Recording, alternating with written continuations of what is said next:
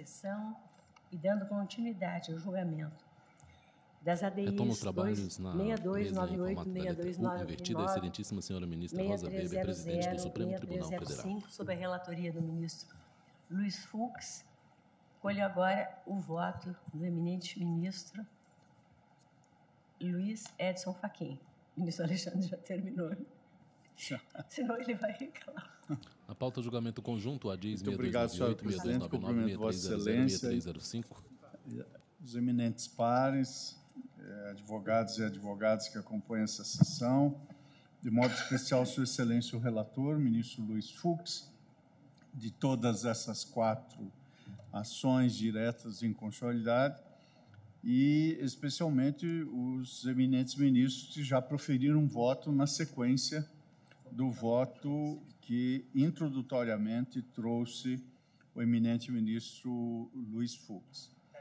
Senhora Presidente e eminente ministra Carmen Lúcia, eminentes pares, senhora Vice-Procuradora-Geral da República,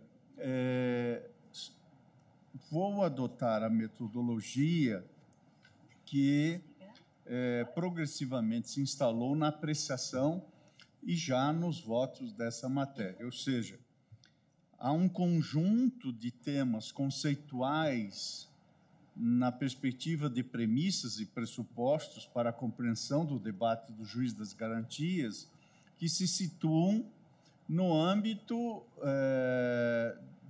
do que foi suscitado, quer nas iniciais, quer também no voto do ministro relator, do eminente ministro Luiz Fux, e que, de algum modo, ao menos pelos votos que até agora foram proferidos, após o voto de Sua Excelência o relator, afastam os aspectos da inconstitucionalidade formal, de um modo geral.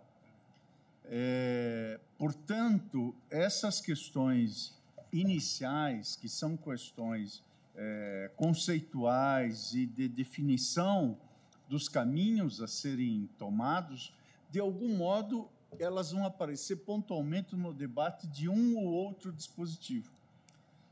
Por isso, obviamente, não cedendo demasiadamente ao pragmatismo, mas sendo um pouco tomado pela necessidade, digamos assim, empírica de dar contribuição à celeridade do julgamento, esses temas eu deixarei na declaração de voto que vou juntar, que estão ali dissecados, para que eu também possa, tal como os eminentes colegas fizeram, adentrar nesta sequência dos dispositivos que restaram impugnados. Por isso, o capítulo inicial que tenho nessa declaração de voto cogita e sustenta a questão atinente da qualificação das normas impugnadas e a competência legislativa, ou seja, esse debate sobre processo e procedimento, trazendo literatura jurídica e, obviamente, pronunciamentos anteriores desse tribunal, onde examina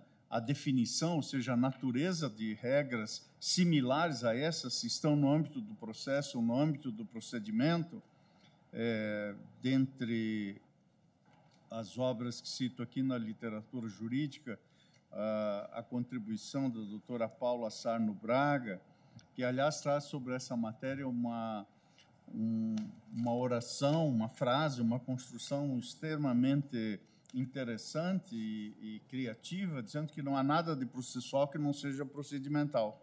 E não há nada de processual, abre aspas, em matéria não há nada de procedimental, abre aspas, em matéria processual, que não seja igualmente processual. Portanto, há também um debate de uma certa área gris entre esses significantes e seus respectivos significados. Depois, à luz também dessas questões preambulares, as diversas fases de atuação jurisdicional penal, ou seja, desde a investigação, passando pela instrução, chegando ao julgamento e, posteriormente, a execução, todas essas fases demandam, nesse debate do juiz das garantias, uma apreciação, quer da legislação comparada, quer da contribuição da doutrina, quer também da construção de precedentes em matérias similares, não apenas desse tribunal, mas de cortes internacionais, como o Tribunal Europeu de Direitos Humanos, em que encontramos naquele âmbito alguns pronunciamentos,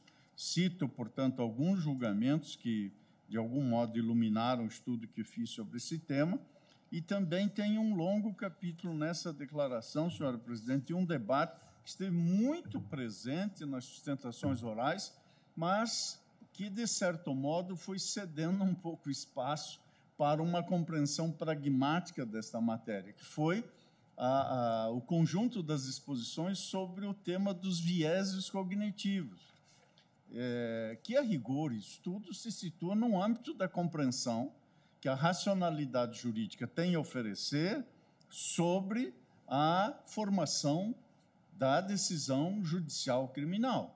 Ou seja, portanto, todo o debate que não pode, ao mesmo tempo, maximizar esta questão, partindo do pressuposto de uma suposta parcialidade a priorística, como também não se deve minimizar, uma vez que algumas inconsistências sistemáticas derivadas de vieses cognitivos podem, sim, serem levadas em conta. Mas isso não quer dizer, como deixo aqui na declaração de voto, que nem todos os vieses são de índole negativa.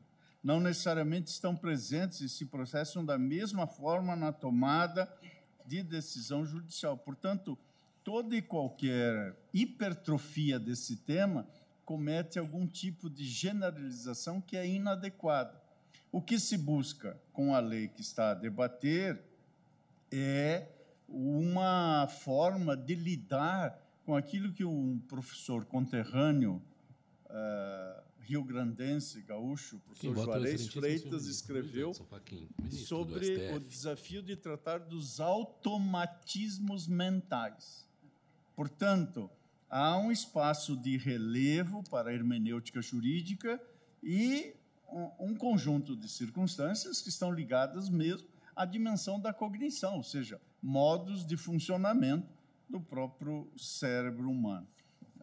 Na declaração de voto, eu trago uma longa citação e exame da literatura estrangeira, especialmente norte-americana, sobre esse tipo de inconsistência sistemática, de viés ou bias, e também de obras publicadas aqui no Brasil, dentre elas do professor Alexandre Moraes da Rosa e entre outros autores que aqui cito.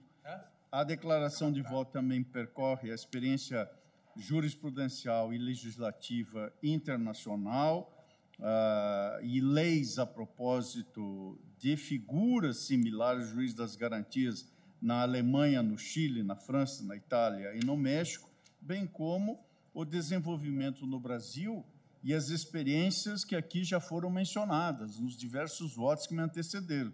A criação do DIP em 1985, aqui já várias vezes referidos, mas eu também examino, de 2001, a experiência da Vara Central de Inquéritos do Espírito Santo e do Estado do Piauí, uma resolução recente, de 17 de abril de 2023, às centrais de inquérito e audiência de custódia, para, enfim, refletir sobre esses temas. Todas essas questões vão ficar agasalhadas nesta declaração de voto, que só fiz esse sucinto conjunto de referências para, agora, senhora presidente e eminentes colegas, referir-me dispositivo a dispositivo e, por meio deles, muito brevemente, um pouco mais detido quando houver alguma dissonância, espelho um pouco o sentido dessas premissas. Então, principiando, senhora presidente, pelo dispositivo 3A caput, entendo que aqui nesse dispositivo está fundamentalmente a estrutura desta nova legislação e do que sustenta ser a dimensão acusatória do processo penal. Por isso, neste ponto, já houve voto anterior suscitando a necessidade de uma interpretação conforme, e quem assim o fez pela vez primeira foi Sua Excelência o relator. De minha parte, nada obstante, nesse ponto eu estou acompanhando a divergência que nesse item específico foi trazida pelo eminente ministro Cristiano Zanin, que reconheceu a constitucionalidade completa do dispositivo, segundo o qual, leio apenas à luz da rememoração, o processo penal terá estrutura acusatória vedada a iniciativa do juiz na fase de investigação e substituição da atuação probatória da ordem de acusação. Não vislumbro aqui, vislumbro no sentido de enxergar bem e não de modo penumbroso, né? Não verifico aqui inconstitucionalidade. Compreendo a preocupação de substituir o órgão de acusação por partes, porque isso ampliaria, obviamente, do ponto de vista da relação jurídico-processual, mas restrito à ideia de verificar se há ou não inconstitucionalidade, tenho para mim que esse dispositivo é um desta lei que está no cerne da compreensão do juiz das garantias. Por isso, aqui, com toda a vênia das posições em sentido diverso, eu estou acompanhando a divergência trazida pelo eminente ministro Cristiano Zanin, que, pelo que eu entendo até o momento, reconheceu, em primeiro lugar, a plena constitucionalidade desse dispositivo. Ministro Fachin. Pois não. Vossa Excelência, então, entende que o juiz não pode determinar nenhuma diligência se ele achar que precisa para o convencimento dele? Na fase do juiz das garantias, eu creio que exatamente esta função é reservada ao órgão de acusação. Por isso, nós até podemos, e agradeço a intervenção de Vossa Excelência, nós até podemos discutir se essa teria sido a melhor solução ou não. Porém, o que baliza a nossa percepção, creio, não está dizendo aqui nenhuma novidade, é se a formulação legislativa avança ou não para o campo de alguma inconstitucionalidade. É que pode ser uma intervenção favorável ao réu. Se o juiz tiver uma dúvida fundada e queira colher uma prova que possa beneficiar eventualmente o réu, nós estaríamos impedindo. Por isso que eu vejo... eu não acho que essa previsão sugerida pelo ministro Fux seja necessariamente desfavorável à defesa. Pode ser favorável também. É possível. É que a compreensão que me parece estar subjacente ao dispositivo é aquela segundo a qual o réu se presume inocente. O ônus da prova é do órgão de acusação. Isso significa, portanto, que o réu não precisa produzir prova da sua inocência. Permite-me, ministro Fachin, mas nesse momento do juízo de garantias, até a denúncia, na verdade, na dúvida, se houver indícios, ele será denunciado. E, às vezes, o juiz pode, nesse momento, já encerrar de vez até, porque há a previsão de trancar por ausência de justa causa.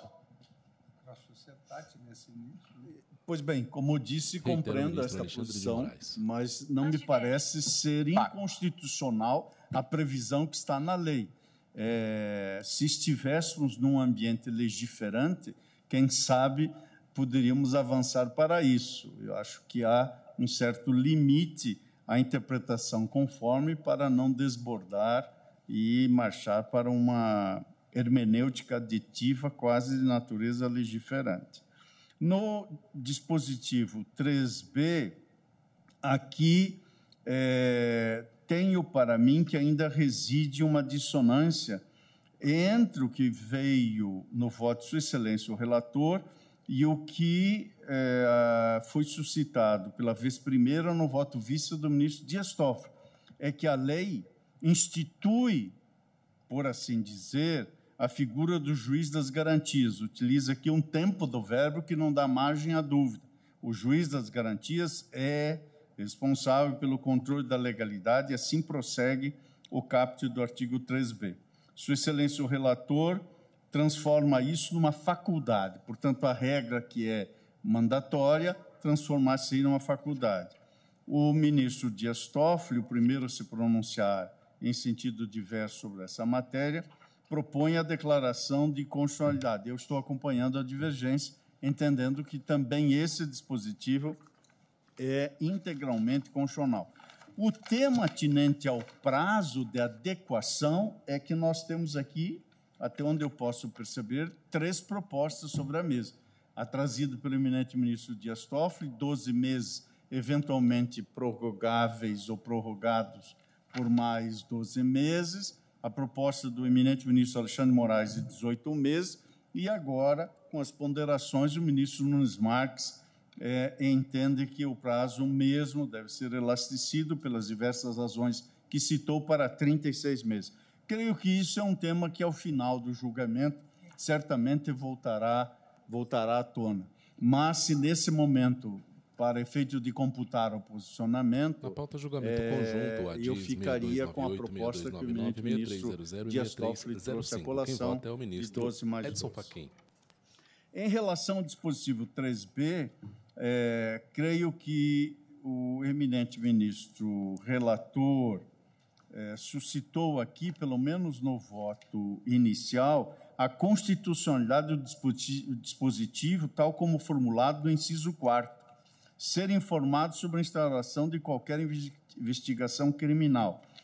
Desde o início, inclusive em intervenções do ministro Alexandre Moraes, veio a linha que transpareceu com nitidez no voto vista do ministro Dias Toffoli, no sentido de incluir os PICs, ou seja, os procedimentos de investigação criminal, atos, portanto, praticados pelo Ministério Público. Aqui, a dicção da lei, e nisso, portanto, estou acompanhando Sua Excelência, o relator, a dicção do inciso 4º é nítida, ser informado sobre a instauração de qualquer investigação criminal. Onde está dito qualquer, não me parece que haja lugar para as exceções. Portanto, estão implicitamente referidos os procedimentos de investigação criminal. Não vejo inconstitucionalidade nesse sentido. Mas também, do ponto de vista de um obter dictum, também não vejo incompatibilidade em que se registre que na expressão qualquer, o que se diz por qualquer é qualquer mesmo, ou seja, inclusive os procedimentos de investigação criminal, e se vencido, junto com o relator, quanto à constitucionalidade na redação que está, e prevalecer nesta parte o voto vista do eminente ministro Dias Toffoli, peço daí, na sugestão de Sua Excelência, no voto de Sua Excelência, para dissentir da segunda parte, quando Sua Excelência fixa um prazo de 30 dias sob pena de nulidade e a contar da publicação da ata do julgamento. Pois não, senhora presidente. Me perdoe interromper, mas eu tenho que fazer esse papel que não é muito simpático, é que houve uma adequação do ministro Fux ao voto Ministra Rosa do Weber, ministro presidente do Supremo. Dias Toffoli. Então, o 3B4... O relator, portanto, ajustou o voto para acompanhar o ministro Dias Toffoli. Eu reajustei. Na pauta do julgamento conjunto, os ministros do Isso, Supremo Tribunal portanto, Federal houve uma plenário consonância pedidos do de relator. inconstitucionalidade de dispositivos do pacote Cristiano anticrime, Zanin, entre eles o Alexandre juiz das de Moraes. garantias, ADIs Pois não. 6298, 6299, 6300 e 6305. André, quem apresentou... Sim, mas a razão da divergência do ministro André diz respeito a uma outra matéria. Eu, quanto à matéria, também entendo que estamos aqui na seara de procedimentos Ministro criminais. Edson Fachin. Ficaria neste âmbito. Não De qualquer- acompanha na fixação de prazo. E aí, na fixação do prazo, eu tenho essa dissonância, porque se nós estamos refletindo sobre 12 meses mais 12, 18, 36, dar 30 dias a contar da publicação da ata de julgamento, me parece, enfim, trazer alguma dificuldade, até mesmo prática. Mas, de qualquer sorte, senhora presidente, como Sua Excelência o relator, então, reajustou o seu voto para acolher uma interpretação conforme e fazer a explicitação de que também se insere os atos praticados pelo Ministério Público, eu também reajusto a posição que eu estava expondo e acompanho o relator neste item 3B4, na redação que foi trazida pelo voto visto do ministro Dias Toffoli. Quanto ao prazo, eu penso até que em outras sessões eu até já me coloquei como favorável a 90 dias. Ministro Dias Toffoli. Eu também prefiro. Vossa Excelência disse um prazo um pouco mais elasticido. 90 dias. Até porque há uma sanção de nulidade. Portanto, acho que o prazo... 90 dias. Para não termos depois problemas de efetividade em relação ao prazo. Com a ampliação de 90 dias, eu já me sinto em condições de acompanhar para registro de a posição. E dos que já votaram pelos 30 dias, todos fazem o reajuste? 90 dias para a instalação do juizado das garantias. Na pauta do julgamento conjunto, a DIS 6298... Esse é o prazo do ministro Gilmar. Não. É 90 dias para a remessa e a ciência dos... Eu concordo. E o ministro Alexandre sabia. Eu não votei, mas também concordo. Também acompanho. Adianta. Tá bem. Em então, seguida, passamos aqui para 90 dias. 90 dias. E, portanto, eu estou integralmente, então, acompanhando aqui o eminente relator. Vai votar. Senhora Presidente, quanto ao item 3B, inciso 6, que é o seguinte, que foi... Quem vota é o excelentíssimo senhor ministro Luiz Edson Fachin, ministro do STF. Creio que aqui também, Sua Excelência, o relator, reajustou o voto, acolhendo a posição que foi trazida pelo ministro Dias Toffoli, no sentido de prever o exercício contraditório, preferencialmente em audiência pública e oral. Creio que essa foi a redação, estou acompanhando, portanto, também o eminente ministro relator. No inciso seguinte, artigo 3B, inciso 7º, aqui também acompanha, Sua Excelência, o relator. Creio que não há muitas dissonâncias nessa percepção. No inciso 8º, nesse eu não tenho anotação de que houve reajuste do eminente ministro relator. Senhora Presidente, deixa eu só esclarecer o detalhe mínimo, que é o seguinte. Quando eu participei da comissão do Código de Processo, nós estabelecemos o seguinte: vamos pensar nas ideias e depois transformar as ideias em dispositivos legais. O que eu fiz aqui? Fiz o contrário. Eu redigi dispositivos legais. E o ministro Dias Toffoli redigiu a conclusão dos votos. Na essência, não há a menor diferença, porque eu digo, poderá ser realizado, será preferencialmente realizada. Não tem dissonância. Por isso que eu reajustei várias partes como conclusão de voto. E aqui, se me permite... Aqui houve reajuste. Nós temos o ministro Luiz Fux, o ministro Dias Toffoli, o ministro Cristiano Zanin, o ministro Alexandre de Moraes, o ministro Nunes Marques. Só o ministro André Mendonça que apresentou uma alternativa. O ministro Toffoli, no momento, se até que eventualmente Rosa Weber, poderia repensar, mas não se avançou. Não, eu vou manter a posição e 90 dias aqui também. Ministro, eu preciso, então, registrar que eu estou alterando de 30 para 90 dias. Portanto, então, estou acompanhando, senhora Presidente, todos com esses esclarecimentos. Então, com 90 dias. E também acompanho. Obrigada. E com os 90 dias também estou acompanhando. O plenário julga pedidos de inconstitucionalidade de quanto ao dispositivos inciso do pacote 9º, anticrime, creio entre que eles, sistematicamente se garantias. coloca a mesma questão. Creio que a posição restou também incorporada no voto do eminente ministro relator, e aqui, se houver também concordância, como há 30, também aqui iria para 90. Consequência, também aqui 90 dias. Portanto, também estou acompanhando. No inciso seguinte, o 14 do 3B, eu já houvera feito uma breve intervenção sobre o que, Sua Excelência, o relator, designou de erro legístico acerca da referência do artigo 399 e o 396, que está aqui em questão, para delimitar o exercício das funções do juiz das garantias.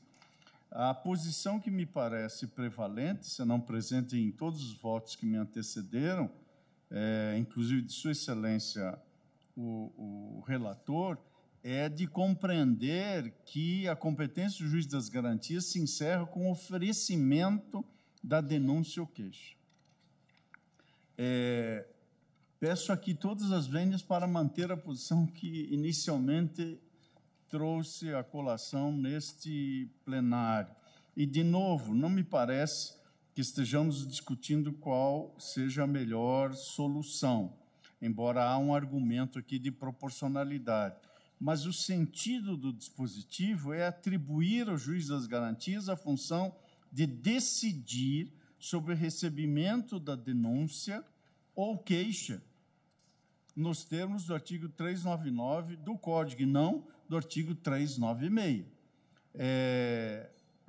Tenho dificuldade em avançar ao ponto de alterar o número do dispositivo, porque aqui está em discussão precisamente quando cessa a atividade do juiz de garantias. Claro que se pode imaginar uma certa contradição do juiz que supervisiona as investigações e cuja criação se deu exatamente para evitar de contaminação da sua percepção cognitiva e as provas produzidas com esse tipo de dispositivo. Porém, de algum modo, o seccionamento desta atividade do juiz das garantias com as atividades que vão se seguir, ou seja, há um juiz das garantias que vai até o exame da denúncia e, em seguida, ao juiz do processo penal ou da ação penal, que fará a instrução e o julgamento da ação penal. Parece-me que isso é que está no cerne dessa legislação.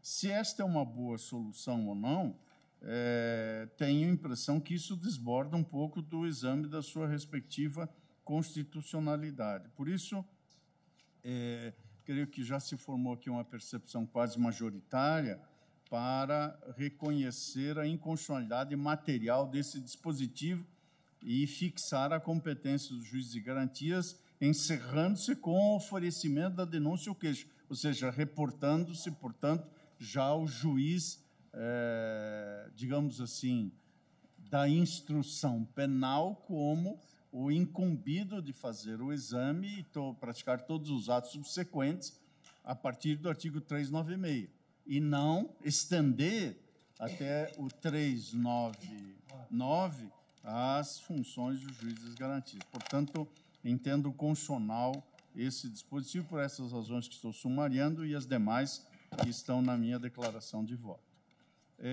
No 3B, parágrafo 1º, aqui estou acompanhando, Sua Excelência, o relator. Também estou acompanhando. 3B, parágrafo 2º, também aqui estou acompanhando a posição de Sua Excelência. O relator, que, em meu modo de ver, incorporou a posição trazida no voto vista. Em relação ao artigo 3C, que diz respeito à abrangência quanto ao objeto de atribuições do juiz das garantias, nós temos a posição que acabou nos levando, por último, inclusive no voto eminente do ministro Nunes Marques, a saber se os processos criminais da competência de justiça eleitoral estariam no âmbito ou fora do âmbito. A compreensão majoritária que se tem aqui é aquela trazida no voto vista, que foi ao encontro do que já Sua Excelência, o relator, acolheu. Portanto, estou aqui também acompanhando o relator com o voto a partir das sugestões do voto vista. No que diz respeito ao parágrafo 1º desse dispositivo, que trata do recebida a denúncia ou queixa, as questões pendentes serão decididas pelo juiz da instrução e julgamento. Tendo em vista que reputei aquele dispositivo anterior, que ampliava as funções, o que mantém, como está na lei, até as atribuições do 399, entendo que esse dispositivo, por coerência, é constitucional.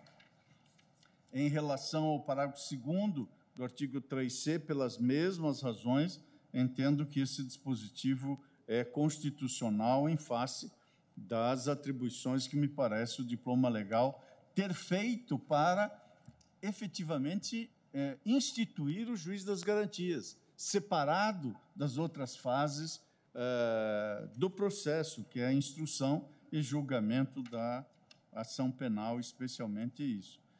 Por isso, estou votando pela constitucionalidade do parágrafo 2º do artigo 3C.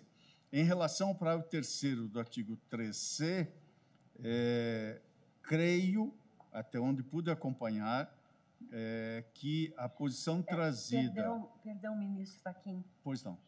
Vossa Excelência está abrindo uma terceira posição. Intervém a ministra presidente. Ministra Rosa Weber. Em relação ao parágrafo 2º, sim. Eu estou mantendo a redação conforme Vossa Excelência pela constitucionalidade do dispositivo. Obrigada. Em relação ao seguinte, eu tenho anotado que Sua Excelência, o ministro Cristiano Zanin, propôs a compreensão segundo a qual os autos que compõem as matérias de competência do juiz das garantias serão remetidos ao juiz da instrução e julgamento. Creio que esta restou acolhida e eu também estou acompanhando a partir da sugestão que Sua Excelência trouxe e restou, portanto, incorporada. Plenário julga pedidos de inconstitucionalidade de dispositivos do pacote anticrime, entre eles o juiz das garantias. No que diz respeito julgamento conjunto, ao parágrafo 4º, creio que está conectado com o destino do parágrafo anterior, o que, aliás, já havia sido observado pelo próprio ministro Cristiano Zanin, e, portanto, aqui, creio que todos os votos estão na direção de reconhecer a inconstitucionalidade desse dispositivo. Eu também estou a acompanhar. Quanto ao artigo 3º-D, há uma posição que me parece presente nos votos anteriores, que é a declaração da inconstitucionalidade, exceto uma explicitação que consta num ponto divergente do voto do ministro Cristiano Zanin. Eu aqui estou acompanhando a maioria dos votos que me antecederam e, portanto, Sua Excelência, o relator, declarando esse dispositivo 3D inconstitucional. No parágrafo único do artigo 3D, tenho que a posição que até agora prevaleceu, pelo menos na compreensão que registrei aqui, a partir do voto de Sua Excelência, o relator, é a de declarar a inconstitucionalidade formal desse parágrafo 1 do artigo 3D. Também estou acompanhando essa posição pelas razões que aqui já foram trazidas à colação. No que toca ao 3E, o debate de ontem fez uma elucidação importante ao propor uma interpretação conforme para alterar designação por investidura. E creio que com este ajuste, com o qual também explicitou, até onde tenho registrado Sua Excelência o relator, isso também me leva, com essa explicitação, a acompanhar Sua Excelência o ministro Luiz Fux. No tocante ao 3F, CAPT, que rendeu aqui debates muito judiciosos, que é aquele dispositivo que, ao fim e ao cabo dos debates, nos levou a entender que a compreensão majoritária dos votos já proferidos até o momento é reconhecer a constitucionalidade do dispositivo. Eu também, desde o começo, assim entendia. Há um adendo agora suscitado no voto do eminente ministro Nunes Marques, que é submeter as hipóteses de responsabilidade civil, administrativa e penal à presença do dolo. Portanto, sobre esse adendo, creio que certamente iremos refletir para evitar elastecimento da responsabilidade, mas, por ora, pelos debates que tivemos até este momento, creio que a disposição, tal como formulada, ela se dirige a impedir acordo ou ajuste de qualquer autoridade. Portanto, o objeto do dispositivo é dotado de uma dimensão que praticamente lide qualquer apreciação de subjetividade maior, porque para que ele se verifique e seja a responsabilidade, será necessário evidenciar acordo ou ajuste. E, portanto, na presença de acordo ou ajuste, aqui há um dolo in re ipsa, porque se trata, obviamente, de uma conduta reprovável a todos os títulos. Por isso, acompanho pela constitucionalidade do dispositivo do 3F caput tal como está. No tocante ao parágrafo único, ao início da sessão de hoje, chegamos em consenso uma redação de interpretação conforme e, portanto, não vou repetir, essa redação já está à disposição da presidência e é nesta direção que me mantenho. No tema do artigo 28, eu ouvi com muita atenção as posições que foram trazidas e as reflexões do eminente ministro Alexandre Moraes e também da tentativa que se fez de uma aproximação das posições para verificar pontos de convergência e pontos de dissonância. O que me parece central aqui, até onde analisei, são duas circunstâncias. Primeiro, na proposta de Sua Excelência, o eminente ministro relator, o vocábulo ordenado que está no caput do artigo 88 se transforma em manifestado. Portanto, esse é um significante que altera profundamente o significado e eu estou de acordo com o que Sua Excelência o relator traz nesta interpretação conforme. Ademais disso, na proposta do eminente ministro relator, a manifestação pelo arquivamento será, e, portanto, a proposta de Sua Excelência será submetida ao juiz competente. Também estou de acordo. Portanto, nada obstante as judiciosas argumentações que vieram na esteira do voto do eminente ministro Alexandre Moraes, eu estou acompanhando a proposta tal como veio no voto do ministro Luiz Fux, aliás, acompanhado pelos demais ministros, pelo que eu pude entender, que até este momento votaram.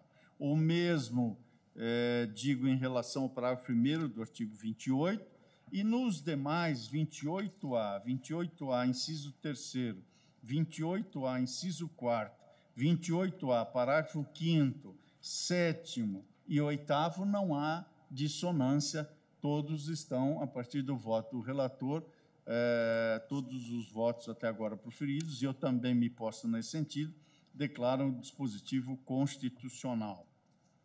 O artigo 157, parágrafo 5º, há uma proposição já do voto do relator para a declaração da inconstitucionalidade do dispositivo, o que suscitou uma divergência no voto do eminente ministro Cristiano Zanin. Sua Excelência entendeu que o mero conhecimento da prova ilícita não acarreta impedimento. O juiz deve ter autorizado ou determinado a produção da prova declarada inadmissível. E aí sugere uma interpretação conforme. O certo é que este verbo conhecer, nada obstante na linguagem jurídica ele possa dar um certo ensejo a alguma objetividade, porém, no âmbito do processo penal, isso poderá dar margem a uma dubiedade que não me parece razoável. Por isso, eu estou acompanhando a declaração da inconstitucionalidade, tal como proposta pelo eminente ministro relator, e pedindo vênia neste ponto ao ministro Cristiano Zanin.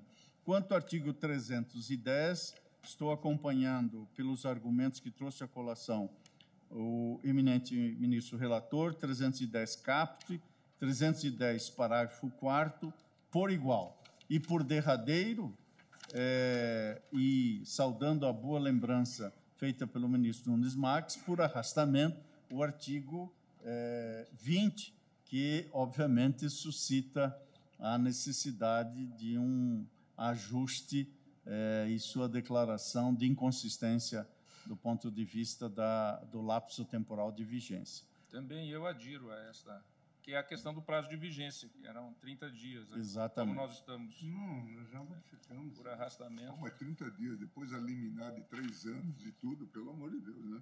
E mais 2 anos agora. Foi bem amadurecida a questão, né? Não pode passar do verde para o podre, né?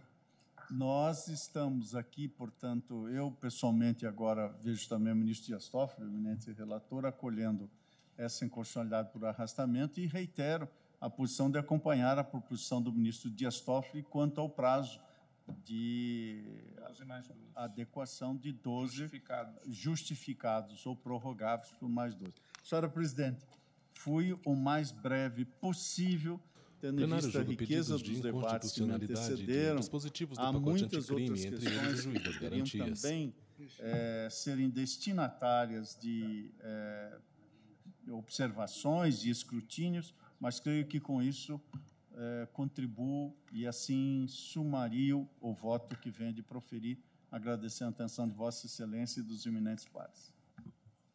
Eu que agradeço, ministro Fachin, que também mais um voto de procedência parcial. A presidência fica numa posição muito confortável, porque não precisa registrar. A palavra, excelentíssima senhora ministra presidente da Suprema Corte, ministra Rosa Weber. Faz o registro provisório no sentido que é a procedência parcial também, nos exatos moldes, né, expostos nesta sessão. Temos ainda que colher os votos do ministro Luiz Roberto Barroso, ministra Carmen, ministro Gilmar e o meu. Não seria possível nós darmos continuidade. Hoje temos, inclusive, um evento em que palestrante o ministro Alexandre de Moraes, sobre a sede eleitoral, lá no Conselho Nacional de Justiça, eu que faço também a abertura. Não teríamos possibilidade, então, de encerrar hoje. Então, eu vou suspender o julgamento do processo com essa declaração provisória de todos os votos que hoje foram proferidos, no sentido da procedência parcial. E o que me resta é agradecer a presença de Vossas Excelências, a colaboração de Vossas Excelências, e acho que o julgamento está indo muito bem. Estamos conseguindo construir, talvez, uma solução percuriam, ministro Fachin. Agradeço a presença de todos, desejo uma ótima noite e declaro encerrada a sessão.